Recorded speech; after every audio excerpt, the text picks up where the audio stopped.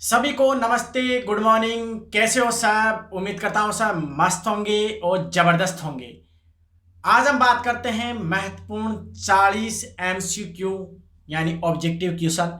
और ये क्वेश्चन आपको जैसे थंबनेल में बता रखा है, नीट हो, रीट हो, जेट हो, ICR, first grade, second grade, RS, IAS, railway, इसके अलावा जितने भी कंपटीशन एग्जाम लगते हैं उन्हीं सभी के लिए महत्वपूर्ण है। खास रूप से ये नीट, जेट और आईसीआर के लिए अति महत्वपूर्ण क्वेश्चन है। जो बायोलॉजी के क्वेश्चन नहीं है, जैसे आपने तैयारी की है, तो हम बात कर लेते हैं 40 एमसीक्यू की, साथ के साथ हम सॉल्यूशन की भी बात करेंगे। तो स्टार्ट करते हैं हम। कौन कौन से क्वेश्चन है? सबसे पहला क्वेश्चन आपके सामने है। और सबसे पहले क्वेश्चन की हम बात करते हैं डियर स्टूडेंट।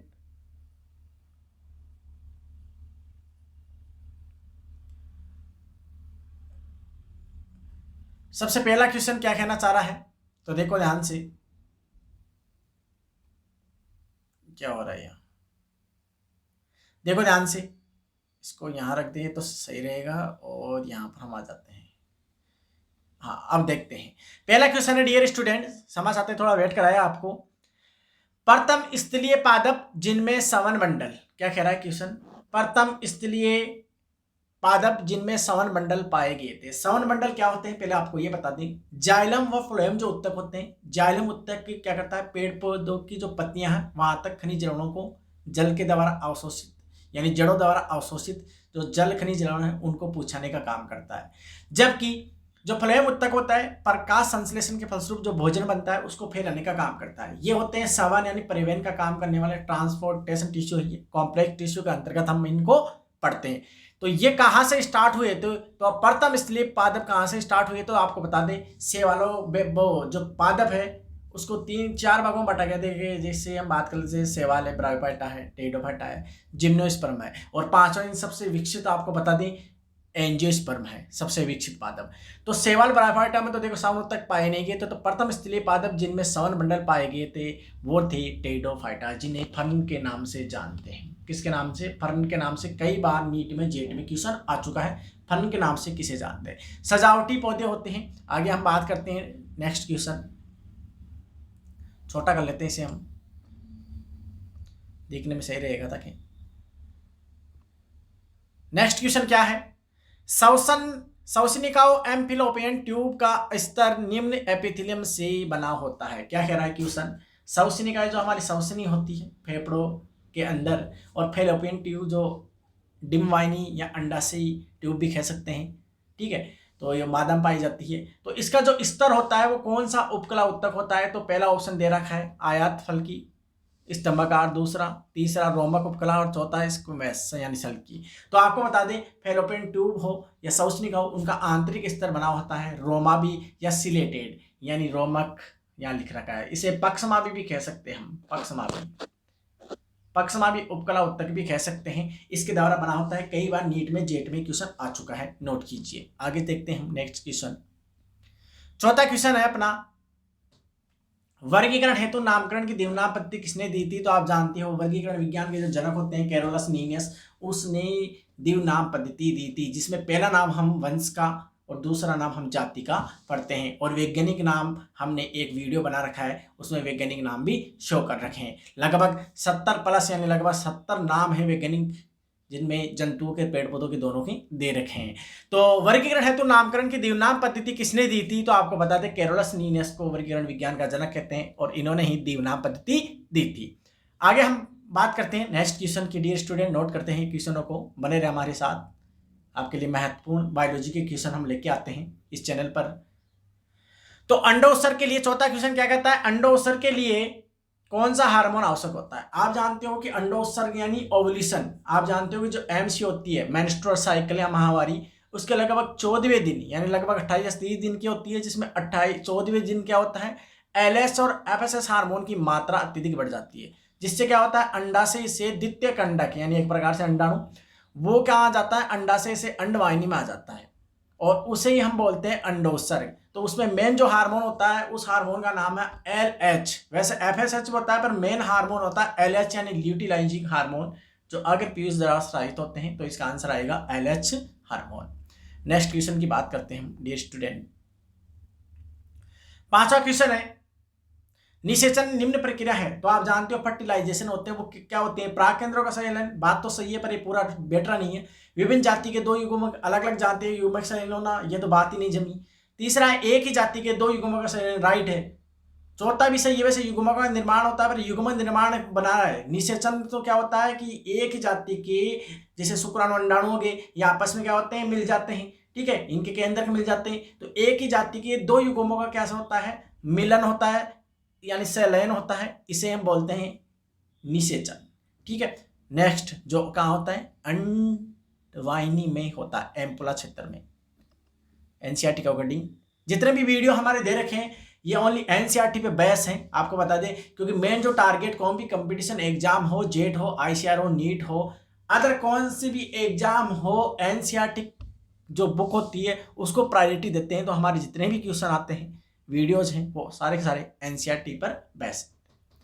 अगला क्वेश्चन क्या है, छठा क्वेश्चन क्या कहता है, फेफड़ों में सांस नली की शाखा का अंतिम भाग होता है। तो फेफड़े जो होते हैं उनमें सांस नली का अंतिम भाग होता है वायु कुपिकाएं, जहां पर गैसों का आदान प्रदान होता है, जिन्हें एल्वुलाई के नाम से भी जानते हैं। किसके नाम से, एल्वुलाई,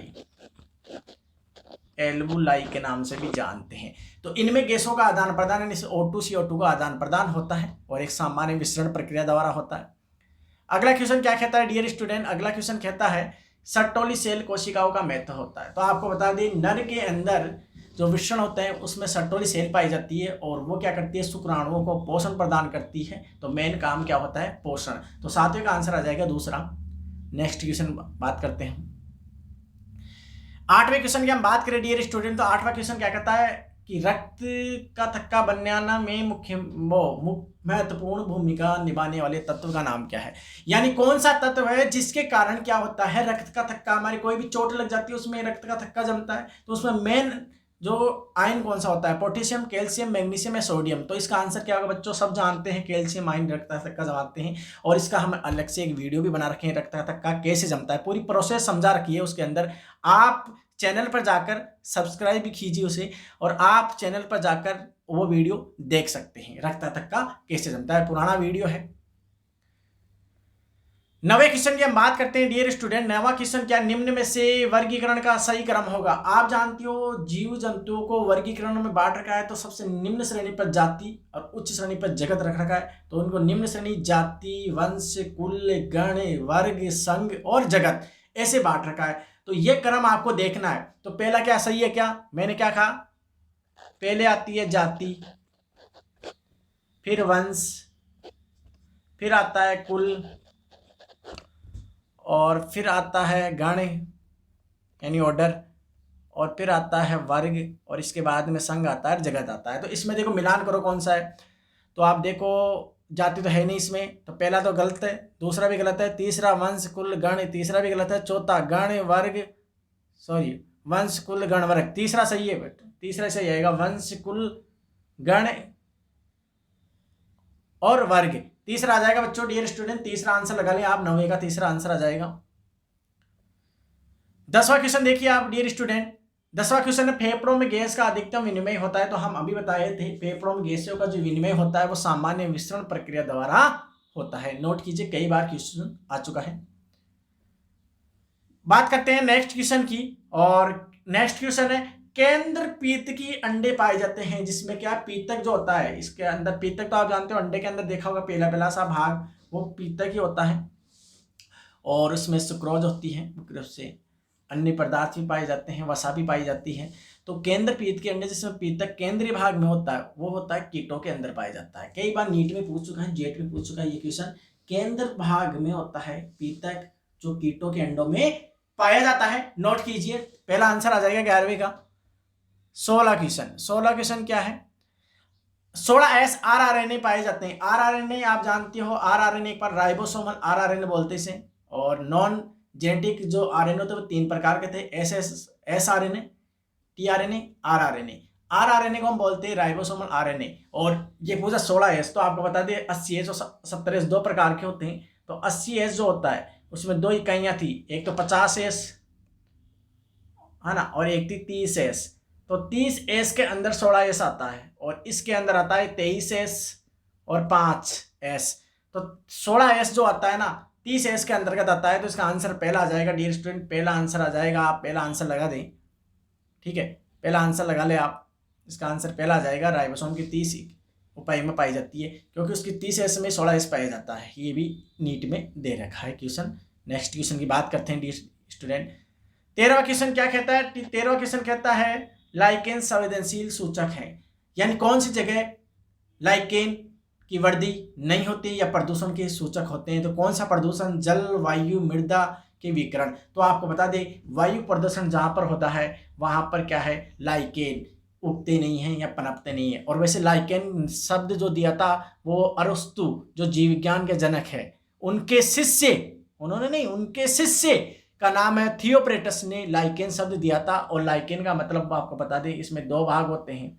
एक तो होता है कवक का, जिसे कवक अंश बोलते हैं, और एक होता है शैवाल, जो पेड़ पौधे हैं निम्न श्रेणी के जिनमें जड़, तना, पत्ती, फूल नहीं होते हैं, शैवाल।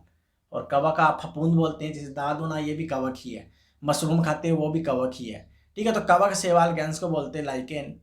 और एक प्रकार सहजीवी संबंध होता है, याद रखना है आपको। साइड में देखो बेसिक चीज़ें भी आपको दी जा रही है ये, क्योंकि हमारा टारगेट ये नहीं है कि हम 40 क्वेश्चन दे रखे हैं, 100 क्वेश्चन दे रखे हैं, 50 क्वेश्चन दे रखे हैं। ये क्वेश्चन ही महत्वपूर्ण नहीं, उसके साथ साथ आप महत्वपूर्ण हम अन्य जानकारी भी देते हैं, उसको सॉल्व करवाते हैं क्वेश्चन को। इस चैनल, ये चैनल एक ऐसा प्लेटफॉर्म है जिसमें आल टोटल कौन सा भी कंपटीशन एग्जाम हो, भरपूर मात्रा में क्वेश्चन और जीके से संबंधित, चाहे इंडिया जीके हो, राजस्थान जीके हो, बायोलॉजी हो, चाहे बायोलॉजी की क्लासें हो, सभी से संबंधित इस पर वीडियो मिलते हैं और मिलते रहेंगे। आप इन्हें लाइक कीजिए, शेयर कीजिए, सब्सक्राइब कीजिए, यही हम आपसे चाहते हैं। आप क्या चाहते हैं वो आप कमेंट सेक्शन में लिख सकते हैं, नोट कर सकते हैं, हमें सेंड कर सकते हैं, उसके अनुसार हम उस पर भी टॉपिक बनाएंगे।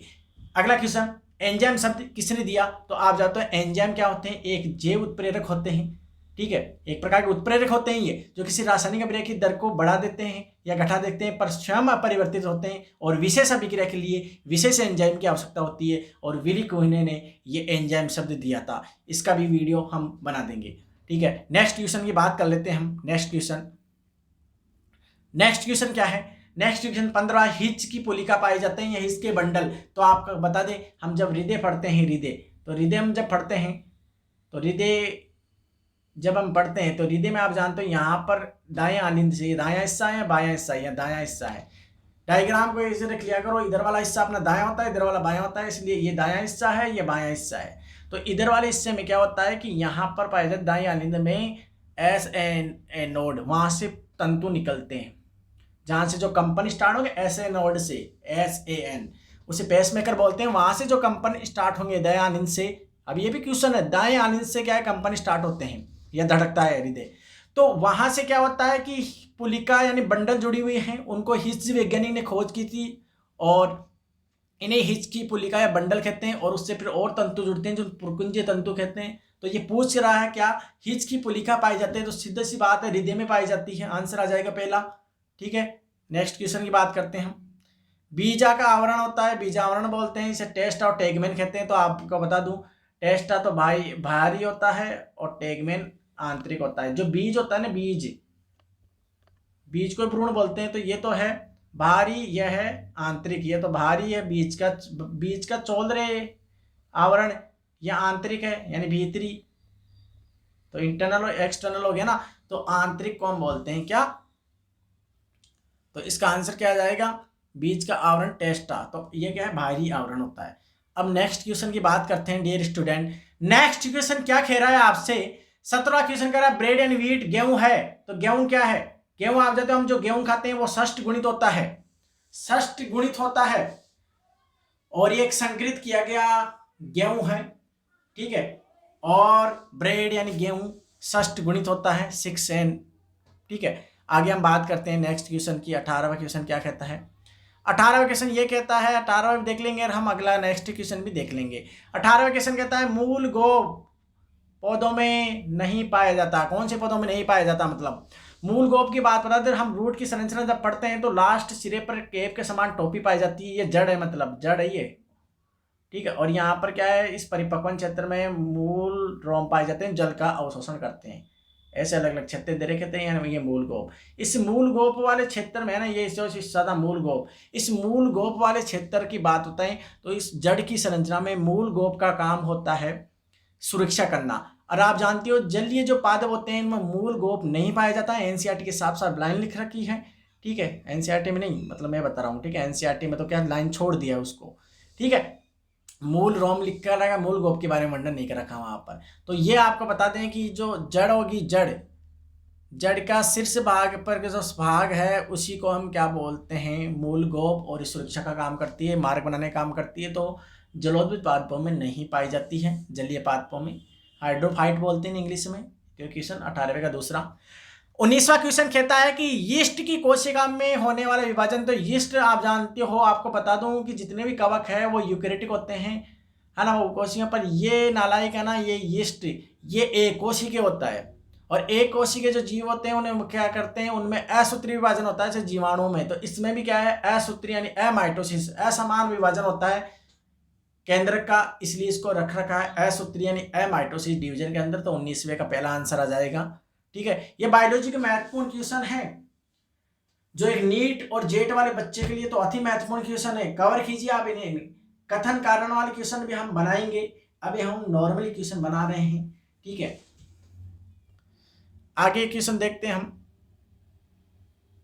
अगला क्वेश्चन है 20वां क्वेश्चन ये कहता है कि तर्कतंतु निर्माण की क्रिया आरंभ होती है। तो आपको बता दूं तर्कतंतु क्या है। तो तारक का केंद्र जो होता है ना, पहिए की जैसी संरचना, वो तर्कतंतु बनाता है। जो कोशिका विभाजन होता है ना, कोशिका विभाजन, तो उस कोशिका विभाजन के दौरान क्या होता है कि कोशिका से इसी केंद्र से तंतु निकलते हैं, वो क्या करते हैं, काइनेटिक ओर से जुड़ जाते हैं। ऐसे गुणसूत्र जो होते हैं ना, उनके काइनेटिक ओर से जुड़ जाते हैं। तो ये तर्कतंतु क्या प्रोपेज के अंत में क्या है, बनना आरंभ हो जाता है। तो इसका आंसर पहला आ जाएगा, तर्कतंतु निर्माण की आरंभ होती है प्रोपेज के अंत में। आगे दे रखा है काइजिमेटा दिखाई देते हैं। तो काइजिमेटा है क्या है आपको बता दें। तो काइजिमेटा की बात करें तो अर्धसूत्री विभाजन जो पष्ट होता है उसकी पूर्व अवस्था पष्ट की 5 उप अवस्थाएं दे रखी है। उसमें जो चौथी अवस्था होती है डिप्लोटीन, उसमें क्या होता है, एक्स आकार की संरचना बनती है। यानी पैकेटीन में क्रॉसिंग और हो जाती है, जीन विनिमय हो जाता है, और उसके बाद में क्या है, ये गुणसूत्र क्या है, एक दूसरे से अलग होते हैं। तो इसे एक्स आकार की संरचना बनाते हैं, एक्स आकार की, ठीक है, एक्स आकार की संरचना बनाते हैं। और उस एक्स आकार की संरचना को हम क्या बोलते हैं, काइजिमेटा, ठीक है। तो आंसर क्या आ जाएगा डियर स्टूडेंट, इसका आंसर आ जाएगा डिप्लोटीन, द्विपट बोलते हैं हिंदी में से। 22वें क्वेश्चन की बात करते हैं। 22वां क्वेश्चन क्या कहता है डियर स्टूडेंट, केंद्रक व कोशिका द्रव्य के बीच संपर्क होता है। तो आप जानते हो ये केंद्रक हो गया, ये कोशिका द्रव्य हो गया। और केंद्रक में छिद्र पाए जाते हैं, छिद्र, और इन छिद्रों द्वारा क्या होता है, कोशिका द्रव्य केंद्र द्रव्य का क्या होता है, संपर्क होता है। तो इसे बोलते हैं नाभिकीय छिद्र, क्योंकि केंद्र को नाभिक के नाम से भी जानते हैं। अगला 23वां क्वेश्चन क्या कहता है डियर स्टूडेंट, राइबोसोम बने होते हैं। तो राइबोसोम में कोशिका की प्रोटीन फैक्ट्री बोलते हैं, आरएनए प्लस प्रोटीन से मिलकर बने होते हैं। दूसरा आंसर इसका आ जाएगा 23वें का। नेक्स्ट क्वेश्चन बात करते हैं।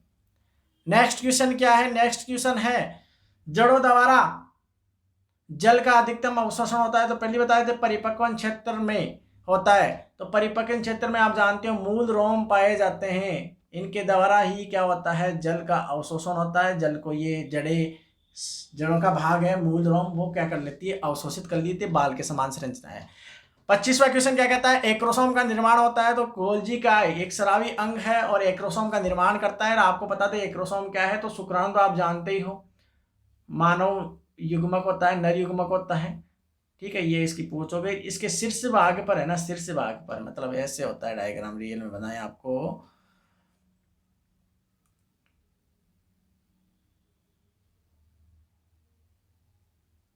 यहाँ पर माइटोकॉन्ड्रिया होते हैं व्यवस्थित, है ना। और इस शीर्ष हेड के ऊपर होता है टोपी के समान संरचना, उसे एक्रोसोम बोलते हैं। और इस एक्रोसोम का निर्माण होता है गोल्जी काय द्वारा, ठीक है। तो आंसर क्या आ जाएगा स्टूडेंट, एक्रोसोम का निर्माण होता है गोल्जी काय द्वारा। कई बार कंपटीशन एग्जाम में पूछ चुका है। एनसीईआरटी की लाइन में साफ साफ लिख रखा है 8वें चैप्टर के अंदर, जो कोशिका वाला चैप्टर है, सेल ऑर्गन वाला चैप्टर है, ठीक है, उसमें साफ साफ लिख रखा है। 26वां क्वेश्चन क्या कहता है? 26वां क्वेश्चन ये कहता है डियर स्टूडेंट, ये ऐसे कह रहा है कि लीडिंग कोशिकाएं उपस्थित होती है, तो लीडिंग कोशिकाएं टेस्टोस्टेरोन हार्मोन मिश्रण में पाई जाती है, टेस्टोस्टेरोन हार्मोन संबंधित होता है। आरएच कारक की बात करें तो आरएच कारक विनर और लैंडस्टीन ने खोज की थी। तीसरा आंसर, चौथा इसका आंसर आ जाएगा, चौथा आंसर आएगा डियर स्टूडेंट, चौथा आंसर इसका आ जाएगा, ये आंसर आएगा इसका ये, ठीक है। 2 और 3 और 2 मतलब यहाँ थोड़ा सा मिस्टेक है ना, मतलब ये दोनों लैंडस्टीन विनर आ जाएगा।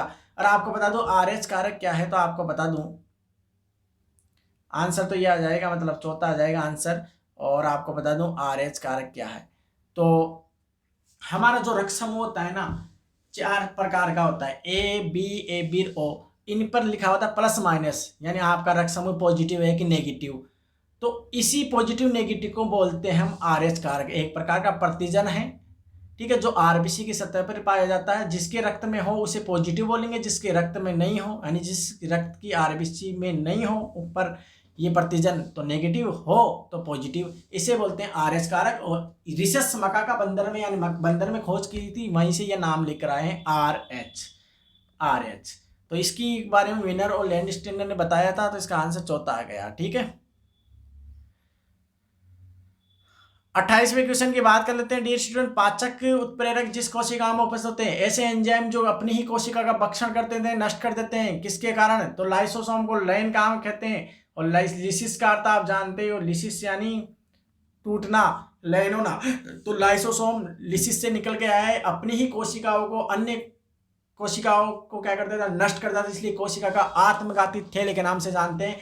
और आपको बता दें हम कि ये अपनी ही कोशिकाओं को नष्ट क्यों करता है, तो कई बार संक्रमण हो जाता है सूक्ष्म जीवों की वजह से, तो अन्य कोशिकाओं पर क्या हो, सूक्ष्म जीवों का क्या हो, आक्रमण नहीं हो, इसलिए अपनी कोशिकाओं को नष्ट कर देता है। जितने भी पाचक एंजाइम, फॉस्फेटेज, आरएनएज, डीएनएज, ठीक है, माल्टेज और भी हाइड्रोलेजेज जो एंजाइम होते हैं अम्लीय माध्यम में काम करते हैं, उनको मुक्त कर देता है और उन सूक्ष्म जीवों को नष्ट कर देते हैं फिर, इसलिए इसे कोशिका का आत्मघाती थैला कहते हैं। 29वें क्वेश्चन की बात करते हैं हम डियर स्टूडेंट। सेंट्रोमियर का विभाजन होता है, तो सेंट्रोमियर होता है गुणसूत्र बिंदु, मतलब ये गुणसूत्र है ना, डीएनए मिलकर गुणसूत्र, तो ये जुड़े हुए हैं जिस भाग को, ये अर्ध गुणसूत्र, ये अर्ध गुणसूत्र, ये बीच वाले भाग जिससे जुड़े हुए हैं इसे हम बोलते हैं सेंट्रोमियर या गुणसूत्र बिंदु। तो इसका विभाजन होता है, तीसरा आंसर समसूत्री एनाफेज में होता है, ठीक है, जब गुणसूत्र ध्रुवों की ओर जाते हैं। ये समसूत्री विभाजन में दे रखा है, बायोलॉजी वाला स्टूडेंट अच्छी तरह समझता है इन बातों को। 30वां क्वेश्चन की बात करते हैं हम। 30वां क्वेश्चन है गुणसूत्रों की खोज किसने की? वैसे गुणसूत्रों का नाम किसने दिया? तो वाल्डेन ने दिया था ये नाम, ठीक है, वाल्डेन वैज्ञानिक ने दिया था। 31वां, समुद्री किनारे पर उगने वाले पेड़ पौधे के वर्ग को होते हैं लवणोद्भिद, और आप या लवणोद्भिद नहीं आते, मैग्रोव भी आ सकता है बच्चों, मैग्रोव वन भी आ सकता है, मैग्रोव वन के नाम से भी जानते हैं, मैग्रोव। दलदली सतह पर समुद्र के किनारे उगने वाले पेड़ पौधों को मैग्रोव वनस्पति कहते हैं, या लवणोद्भिद भी कह सकते हैं, हेलोफाइट इंग्लिश में इसे बोलते हैं हम। 32वें क्वेश्चन की बात करते हैं हम।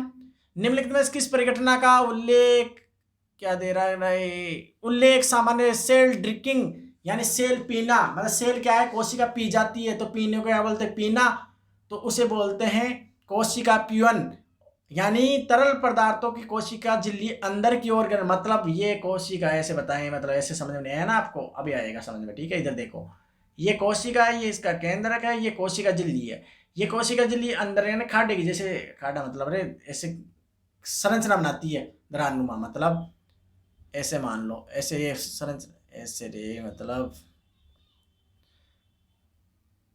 ऐसे गड्ढा बना ली, और जो भी यहाँ पर जो पार्टिकल्स होते हैं, वो जिनके कण होते हैं तरल पदार्थों की बात करें, उनको फिर अंदर की ओर ले जाती है, अंदर की ओर ले जाकर फिर वापस कवर हो जाती है, अंदर आकर फिर इनको अगली स्ट्रक्चर में अंदर ले आती है, ऐसे अंदर आ गए वो, तो उसका पाचन कर देती है फिर। तो ये जो क्या तरल पदार्थों को क्या कर रही है, कोशिका झिल्ली अंदर की ओर लेके जा रही है, अंतःकरण कर रही है, तो इसे हम बोलते हैं पिनोसाइटोसिस। क्या बोलते हैं? पिनोसाइटोसिस। देखो यहाँ पर है तीसरा आंसर, पिनोसाइटोसिस। और ठोस कण होते तो उसे हम फिर क्या बोलते हैं? फेगोसाइटोसिस बोलते हैं। ये तरल के लिए बात करा तो सेल ड्रिंकिंग करना यानी पीना, शरीर के द्वारा पीना, तीसरा आंसर। 33वें क्वेश्चन की बात करते हैं। 33वें क्वेश्चन है निम्नलिखित में से कौन सा विटामिन की कमी घातक अरक्तता यानी खून की कमी हो सकती है? अगर कौन से विटामिन की कमी हो जाए, खून की कमी हो जाती है, तो बताओ बी, है ना, दूसरा B2, तीसरा B12, चौथा सी। तो बताओ आंसर क्या होगा? B12। इसको साइनो कोबाल एमीन कहते हैं। कई बार ये भी क्वेश्चन पूछ चुका है कि कौन से विटामिन में कोबाल्ट तत्व होता है। तो इस B12 जो विटामिन है साइनो कोबाल एमीन के नाम से जानते हैं, और इसकी कमी होना खून की कमी होना है। ठीक है, आगे है 34वां क्वेश्चन। पक्षियों की ध्वनि बॉक्स को कहते हैं। हमारे तो देखो आप जानते हो कंठ बोलते हैं, लेरिंग्स बोलते हैं, पर पक्षियों के सिरिंग्स बोलते हैं। सिरिंग्स याद रखना है, सिरिंग्स पक्षियों की ध्वनि बॉक्स को सिरिंग्स बोलते हैं। ठीक है, नेक्स्ट प्रतिरक्षी क्या होती है? तो प्रतिरक्षी प्रतिजन के विरुद्ध बनने वाली संरचना जो प्रतिजन से क्रिया करती है, हमारी सुरक्षा करती है। देखो तीसरा, एक पदार्थ जो विशिष्ट रूप से एक प्रतिजन को निष्क्रिय कर देता है उसे हम बोलते हैं प्रतिरक्षी। यह आंसर आ जाएगा। ठीक है, 36वां क्वेश्चन क्या है? हिस्टोन। हिस्टोन प्रोटीन की बात करें तो ये सारे प्रोटीन होता है। आपको बता दो ऐसे 8 होते हैं, टोटल 8। इनके पीछे भी है मतलब 4, और इनके ऊपर DNA से लिपटा होता है न्यूक्लियोसोम मॉडल। ऐसे और चलते रहते हैं आगे, न्यूक्लियोसोम मॉडल बोलते हैं इसे।